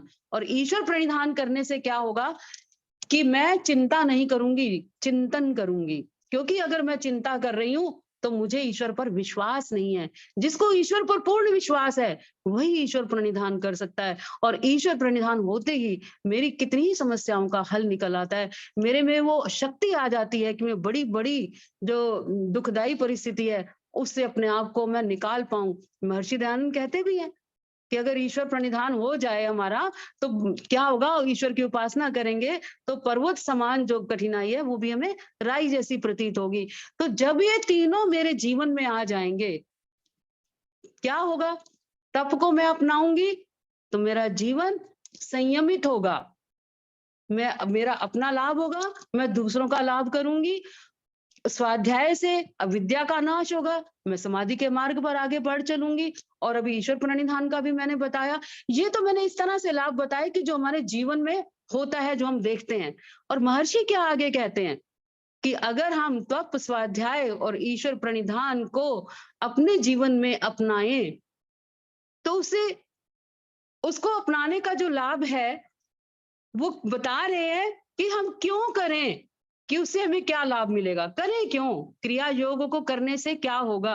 अगले ही सूत्र में महर्षि पतंजलि कहते हैं कि हमको क्रिया योग क्यों करना है। समाधि भावनार्थ क्लेश तनुकरणार्थ च। ये तो मैंने भी सामान्य बताया ना कि तब होगा हमारे जीवन में तो हम अपने आप को ठीक रखेंगे, दूसरों का भी भला होगा, ये सब मैंने अभी बताया। लेकिन भाष्य जो योग दर्शन का है, जो महर्षि पतंजलि क्या कह रहे हैं, क्योंकि उनको तो साधना के मार्ग पर आगे बढ़ना है ना, तो वो क्या कह रहे हैं कि उससे क्या होगा, समाधि की भावना को हमारे अंदर जगाने के लिए, समाधि की भावना, समाधि भावनार्थ कि मेरे अंदर समाधि की जो भावना है वो जगे, प्रस्फुटन हो उसका एक तरह से। क्योंकि जैसे जैसे मैं क्रिया योग की ओर जाऊंगी तो समाधि की ओर भी मैं बढ़ूंगी, वो मेरे अंदर भावना आएगी। और क्लेश तनु करणार्थ च, क्लेशों को तनु करने के लिए हमको क्रिया योग को अपनाना है। अब समाधि की बात तो ठीक है कि महर्षि का मुख्य उद्देश्य ही समाधि की ओर, योग की ओर जाना है। वो चाहते हैं कि हम क्रिया योग करें, धीरे धीरे अपने चित्त को स्थिर करते चले जाएं, तप के द्वारा, स्वाध्याय के द्वारा, ईश्वर प्रणिधान के द्वारा अपने चित्त को एकाग्र करते चले जाएं, उसमें ठहराते चले जाएं। साथ में एक और बात कह रहे हैं, क्लेश तनु करणार्थ। क्लेशों को तनु करने की बात क्यों कही, समाधि में उसका क्या काम है। हम सभी जानते हैं, आर्य समाज से जुड़े हुए हैं, कितनी बार हम पढ़ चुके हैं कि क्लेश जो होते हैं 5 प्रकार के क्लेश हैं। अविद्या, अस्मिता, राग, द्वेष, अभिनिवेश, 5 प्रकार के क्लेश हैं। और ये जो क्लेश हैं, इनको सूक्ष्म करना, तनु करना अर्थात उनको कमजोर कर देना, छोटा कर देना, सूक्ष्म कर देना, दबा देना उनको, कि वो फिर से उठे ही ना, वो क्लेश तनु करना। और ये जो अविद्या, अस्मिता, राग, द्वेष, अभिनिवेश, ये जो 5 प्रकार के क्लेश हैं, इन क्लेशों के बारे में पहले मैं थोड़ा सा बताऊंगी और फिर आगे चलेंगे कि क्रिया योग में इनका क्या लाभ होगा। ये जो 5 प्रकार के क्लेश हैं, इनके लिए महर्षि क्या कहते हैं कि क्या है, अविद्या क्षेत्रम उत्तरेशम प्रसुप्त। अविद्या जो है सबसे पहले इनका क्षेत्र है, उत्पत्ति स्थान है। अभी मैंने अविद्या की बात की थी, विपरीत ज्ञान जो कि उल्टा ज्ञान है, स्वाध्याय से हम उसको दूर कर सकते हैं। तो अविद्या क्षेत्रम, अविद्या क्या है, उत्पत्ति स्थान है, उत्तरेशम, बाकी के जो हैं जैसे अस्मिता, राग, द्वेष, अभिनिवेश, वो क्या है, इनका उत्पत्ति स्थान है बाकी के चारों के लिए। और किस स्थिति में रहते हैं ये चारों, प्रसुप्त, तनु, विच्छिन्न और उदार, 4 स्थिति में रहते हैं। प्रसुप्त, तनु, विच्छिन्न, उदाराणाम स्थिति में जब रहते हैं ये, तो अब इस स्थिति को भी समझ लेते हैं थोड़ा सा। प्रसुप्त स्थिति क्या है, ये जो क्लेश है हमारे 5, मैं इनके ऊपर एक एक करके बाद में अभी आती हूं। सबसे पहले जो प्रसुप्त है वो है सोया हुआ, दबा हुआ, बिल्कुल सोया हुआ है। जैसे कि एक बालक है, उसमें विषय वासना का जो है वो प्रसुप्त है, सोया हुआ है वो।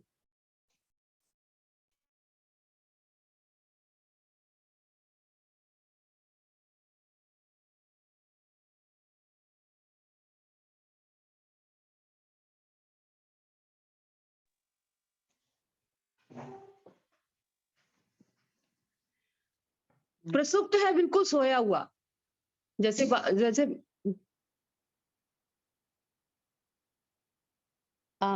एक मिनट, कुछ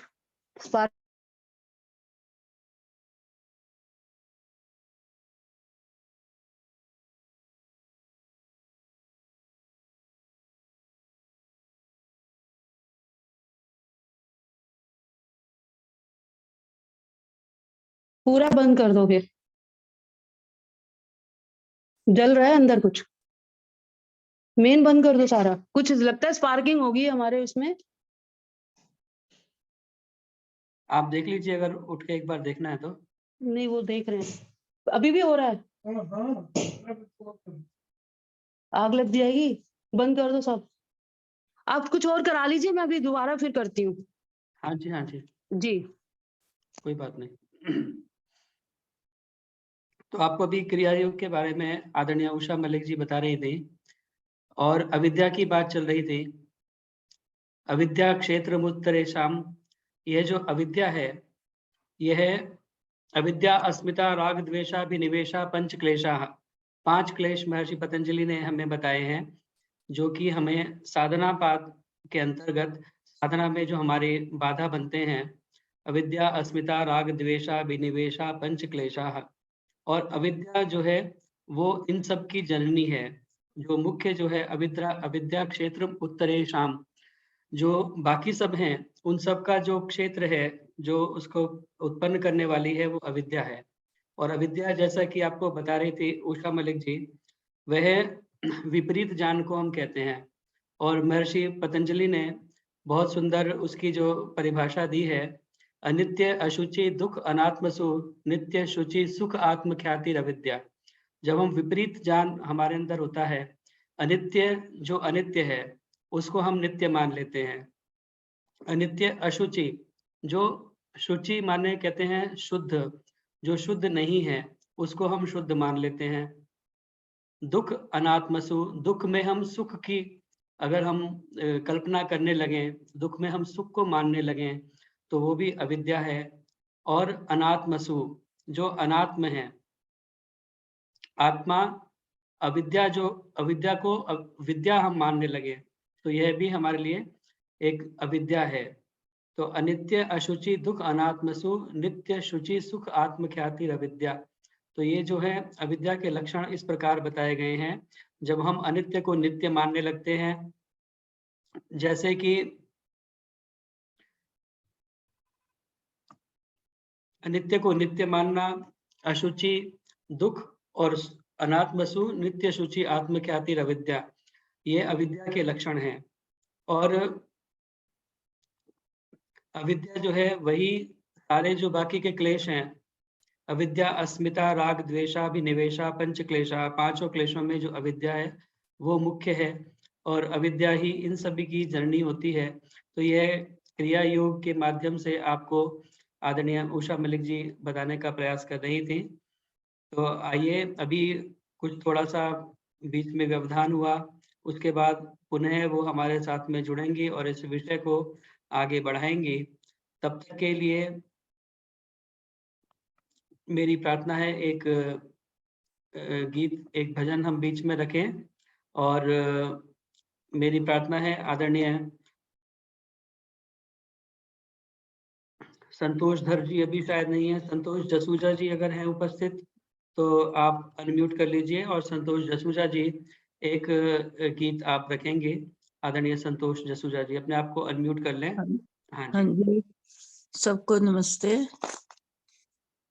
जिस तरह भी हो सके सत्संग में जाना चाहिए, जिस तरह भी हो सके सत्संग में आना चाहिए।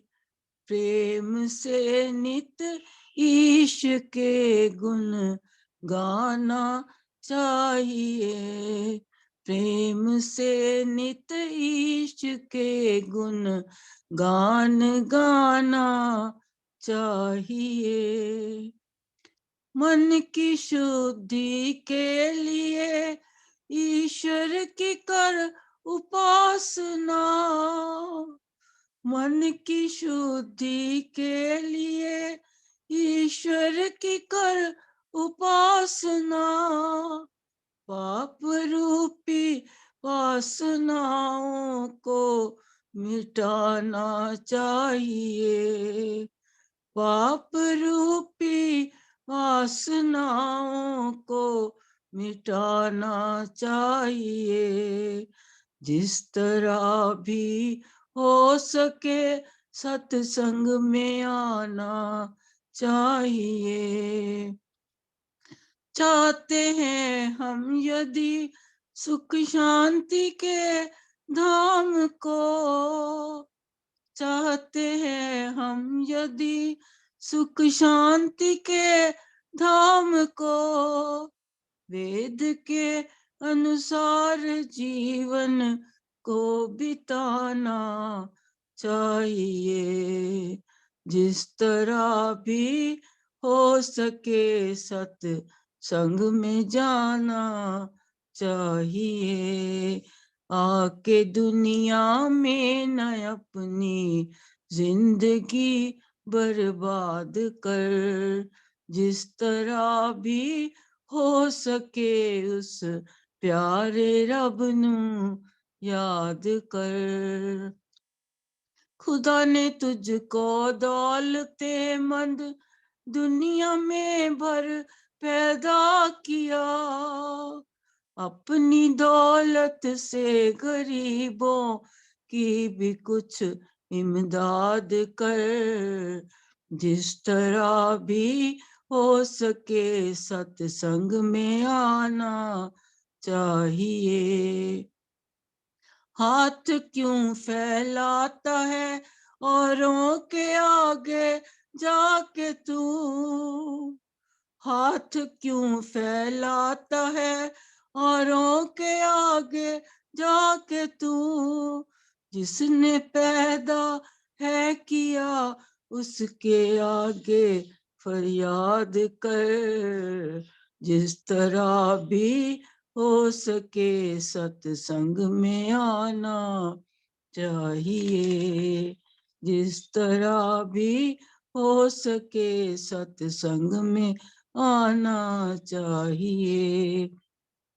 आके दुनिया में न अपनी जिंदगी बर्बाद कर, आके दुनिया में न अपनी जिंदगी बर्बाद कर।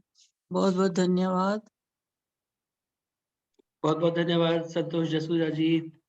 सुंदर गीत के माध्यम से प्रेरणा की आपने। जिस तरह भी हो सके सत्संग में आना चाहिए, और वास्तव में सत्संग में ही हमें जीवन के लिए बहुत सुंदर बातें सुनने के लिए मिलती हैं। जैसा कि सत्संग अभी चल रहा था और क्रिया योग के बारे में आदरणीय उषा मलिक जी बता रही थी, इस प्रकार सत्संग में जाने से हमें सुंदर उपदेश जो हमारे शास्त्रकारों ने दिए हैं वो सुनने के लिए मिलते हैं, वेद की वाणी सुनने के लिए मिलती है। और शास्त्रकार कहते हैं, जाड्यम धियो हरति सिंचति वाच सत्यम, मानोन्नतिम दिशति पापम अपाकरोति, चेतः प्रसादयति दिक्षु तनोति कीर्तिम, सत्संगति कथय किम न करोति पुंसाम।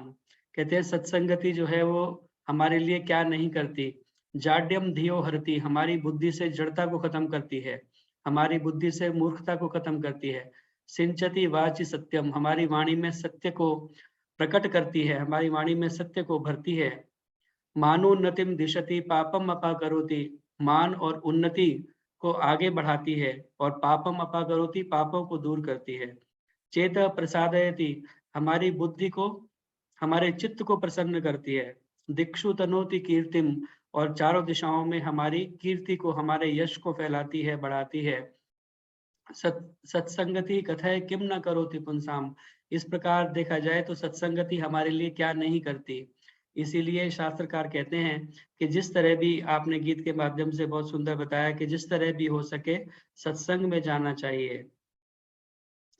तात स्वर्ग अपवर्ग सुख धैर्य तुला एक अंग, तूल न ताहि सकल मिली जो सुख लव सत्संग। तुलसीदास जी कहते हैं कि एक छोटे से क्षण के लिए भी जो सत्संग होता है, कई बार हमें इतनी अच्छी बात प्राप्त हो जाती है उसके अंदर कि हमारा पूरा जीवन बदल जाता है। ऐसे बहुत सारे उदाहरण हमें इतिहास में देखने के लिए मिलते हैं जहाँ पर सत्संग, एक क्षण के सत्संग से ही पूरा जीवन बदल गया।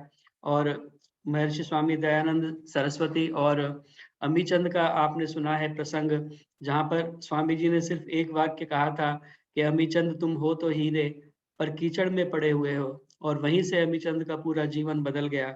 और जो भी जीवन के अंदर बुराइयां थी धीरे धीरे समाप्त करके उन्होंने अपने जीवन को कहाँ से कहाँ, और वो भक्त अमीचंद बन गए। इतने सुंदर सुंदर भजन उनके हम गाया करते हैं। तो इस प्रकार से आइए हम भी प्रयास करें कि अधिक से अधिक जहाँ भी हमें अवसर मिले हम सत्संग को जरूर ज्वाइन करें, अटेंड करें। न जाने कौन सी बात हमारे मस्तिष्क में बैठ जाए, कौन सी बात हमारे दिल में उतर जाए। तो आइए इसी श्रृंखला को आगे बढ़ाते हुए मेरी प्रार्थना, आदरणीय माता अंजना चावला जी हमारे मध्य उपस्थित हैं, यदि संभव हो सके तो एक गीत आदरणीय अंजना चावला जी हमारे मध्य में रखें। एक मैं बोलूं? जी अभी अंजना जी निकाल रही हैं तो बोलेंगी, उसके बाद में हाँ जी, समय रहा तो जरूर। सभी को सादर नमस्ते। अरे आज आप ही सुना दो वो।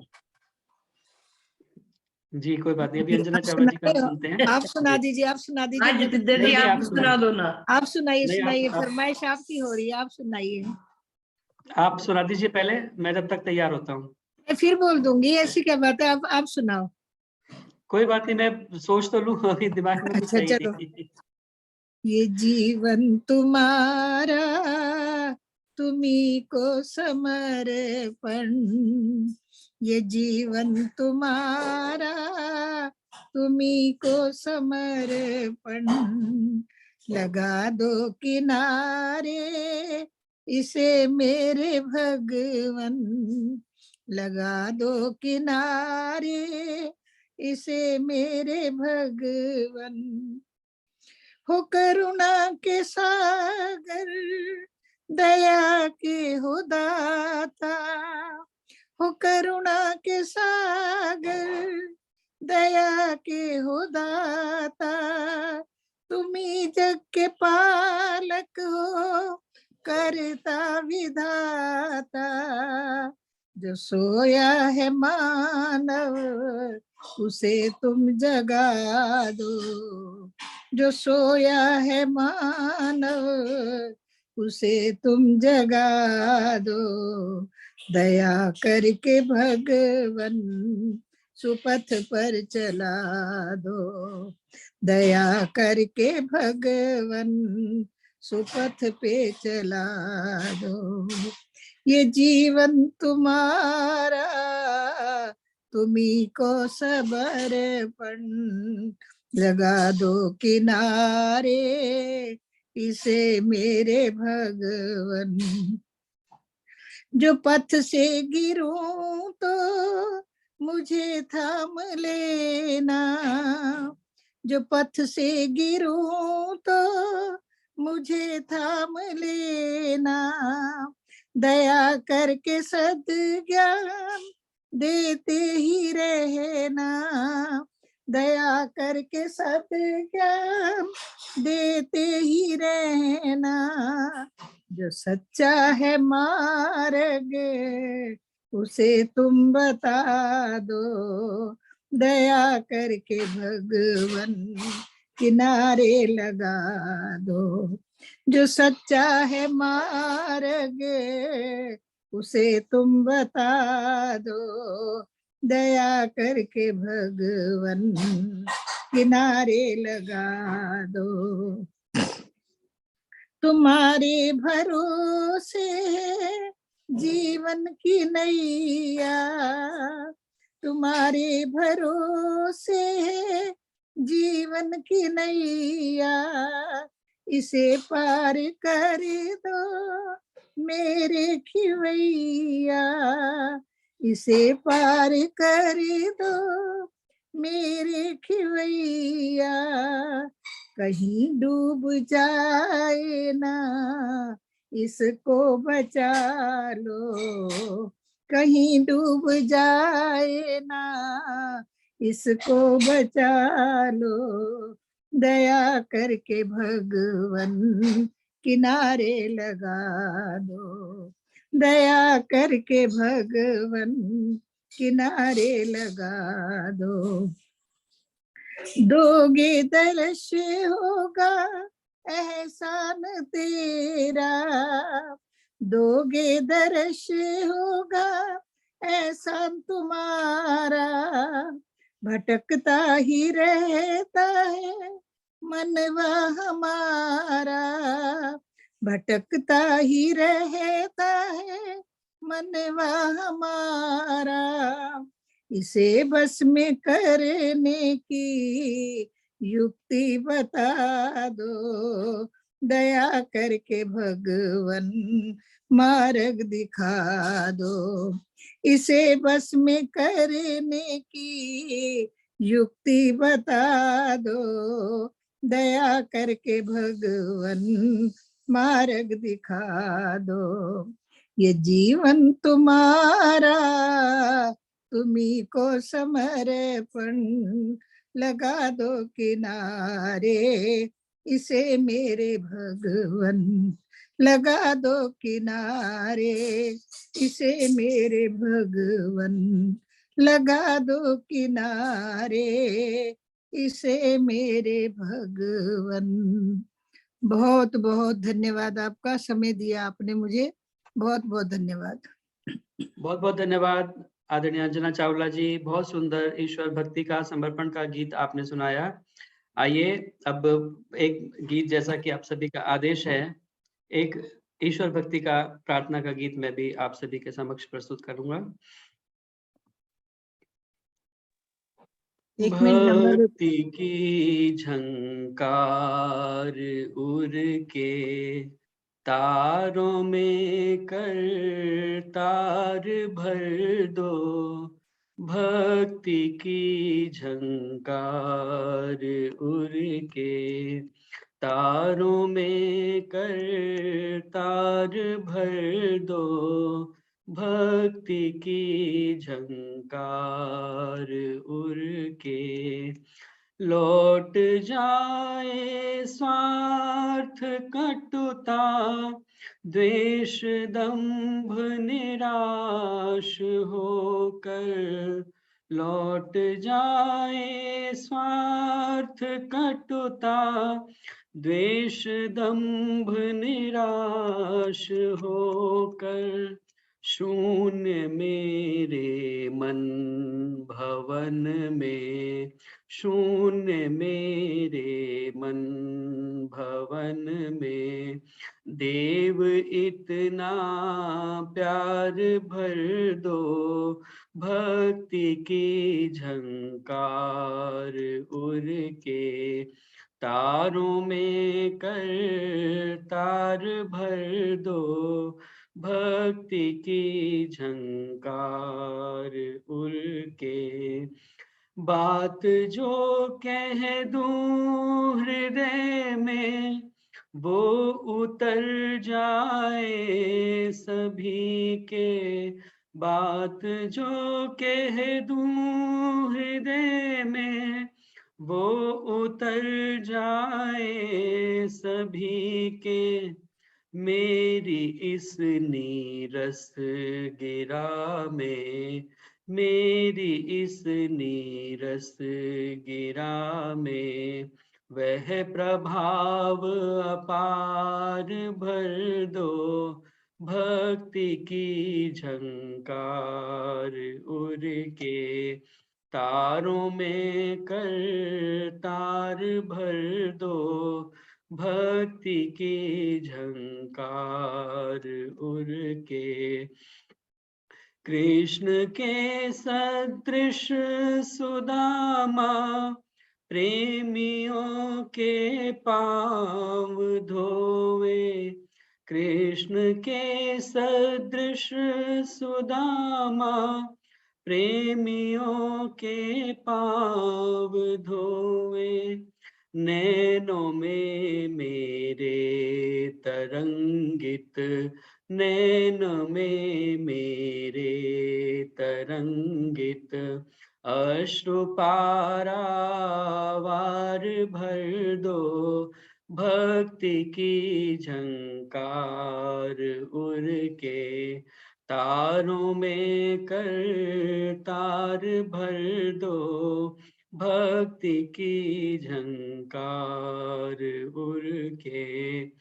पीड़ितों को दूं सहारा, और गिरतों को उठा लूं, पीड़ितों को दूं सहारा, और गिरतों को उठा लूं, बाहुओं में शक्ति ऐसी, बाहुओं में शक्ति ऐसी, ईश सर्वाधार भर दो, भक्ति की झंकार उड़ के, तारों में कर तार भर दो, भक्ति की झंकार उड़ के, तारों में कर तार भर दो,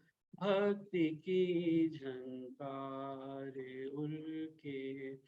रंग सब झूठे जगत के, यह प्रकाश विचार देखा, रंग सब झूठे जगत के, यह प्रकाश विचार देखा, शूद्र जीवन में सुघड़ निज, शूद्र जीवन में सुघड़ निज, रंग परम उदार भर दो, भक्ति की झंकार उड़ के, तारों में कर तार भर दो, भक्ति की झंकार उड़ के, तारों में कर तार भर दो, भक्ति की झंकार उड़ के। बहुत सुंदर, बहुत सुंदर, बहुत सुंदर, बहुत सुंदर, बढ़िया, मजा आ गया। धन्यवाद।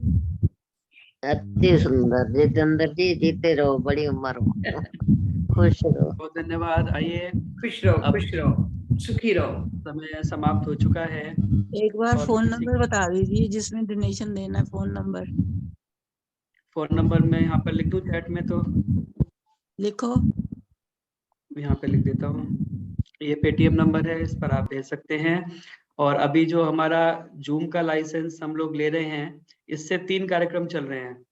आदरणीय लखनलाल जी का जो ललितपुर मेहरौनी से कार्यक्रम चलता है प्रतिदिन 7:45 बजे, वो भी इसी जूम के माध्यम से चल रहा है। आदरणीय चंद्रशेखर शास्त्री जी का जो कार्यक्रम चल रहा है, वो भी इसी जूम के माध्यम से चल रहा है। तो हमारा जो लाइसेंस है वो 3 जगह काम आ रहा है। तो आप सभी के सहयोग से ही यह इसी प्रकार कार्यक्रम आगे बढ़ता रहे। आप सभी का पुनः धन्यवाद जुड़ने के लिए, अपना पूरा सहयोग देने के लिए, सहभागिता के लिए। मैं देख रहा हूँ आदरणीय चंडीगढ़ से अमिता आर्य जी भी हमारे मध्य उपस्थित हैं, रवि आर्य जी भी संभवतः साथ में होंगे। ये आपके नाम से बिल्कुल। जाएंगे पैसे? हाँ जी, आपके नाम से जाएंगे ना हाँ इस जी, फोन नंबर में? हाँ जी, हाँ जी, हाँ जी, ये मेरे नाम से दिखाएगा। कोई रसीद आएगी? नहीं, रसीद नहीं आएगी इसकी, मैं अलग ही खाता मेंटेन कर रहा हूँ उसका, केंद्रीय सभा के साथ में। संतोष, मैं दे दूंगी आपको नंबर। ठीक है, जी। ठीक, नंबर तो ले चलिए, लिया बहुत मैंने। धन्यवाद। सावित्री दारा जी भी अब दिखाई दी है मुझे, आपका भजन बहुत समय से नहीं हुआ। तो सभी का बहुत बहुत धन्यवाद। आइए शांति पाठ करके एक बार कार्यक्रम को समाप्त करेंगे और उसके बाद हम अनौपचारिक रूप से चर्चा कर सकेंगे। किसी को कुछ बातचीत करनी है तो शांति पाठ करें पहले। ओम द्यौ शांतिरंतरिक्षं शांति, पृथिवी शांतिरापः शांतिरोषधयः शांति, वनस्पतयः शांतिर्विश्वे देवा शांति, ब्रह्म शांति, सर्वं शांति, शांतिरेव शांति, सामा शांतिरेधि। ओम शांति शांति शांति। जय घोष के लिए आप अपने माइक ऑन कर सकते हैं। जो बोले सो अभय, सत्य सनातन वैदिक धर्म की जय हो। मर्यादा पुरुषोत्तम भगवान श्री रामचंद्र की जय योगेश्वर भगवान श्री कृष्णचंद्र की, जय हो। गुरुवर वृषानंद की, जय हो। युग प्रवर्तक महर्षि प्रवर देव दयानंद की, जय हो। भारत माता की, जय हो। गौ माता का पालन करो, आर्य समाज अमर रहे, हित की ज्योति, जलती रहे, ओम का झंडा, ऊंचा रहे। प्रणव ध्वनि।